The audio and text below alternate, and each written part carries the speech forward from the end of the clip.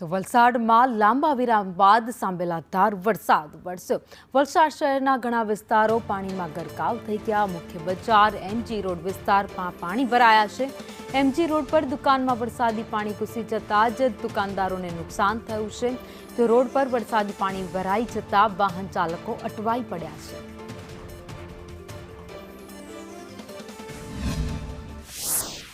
ઘણા લાંબા સમય બાદ મેઘરાજાએ વલસાડમાં માજા મૂકી છે, ત્યારે વહેલી સવારથી વલસાડમાં મેઘરાજા ધોધમાર બેટિંગ કરી રહ્યા છે। આપ જોઈ રહ્યા છો મારી પછાડી વલસાડનો એમજી રોડ છે, આ મુખ્ય બજાર છે વલસાડનો, જ્યાં ઘૂંટણસમાં પાણી ભરાય છે, લોકોની દુકાનોમાં પાણી ઘૂસ્યા છે।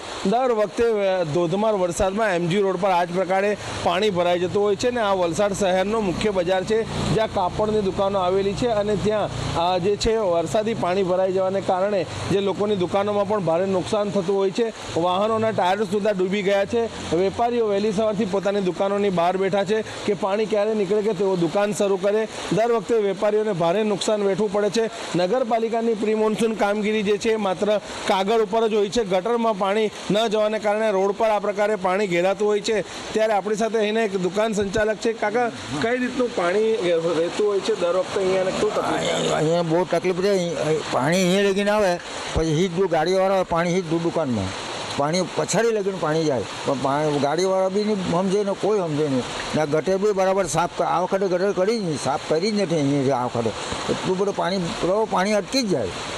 હવે આપણે બાબુ આવે છે એની સાથે વાત કરો। આ વિસ્તારની અંદર જે છે દર વખતે પાણી ભરાઈ જવાને કારણે જે છે અહીં ભારે સમસ્યા સર્જાતી હોય છે, ત્યારે લોકોની એ જ માંગ છે કે નગરપાલિકા પ્રી મોન્સૂન કામગીરી કરે।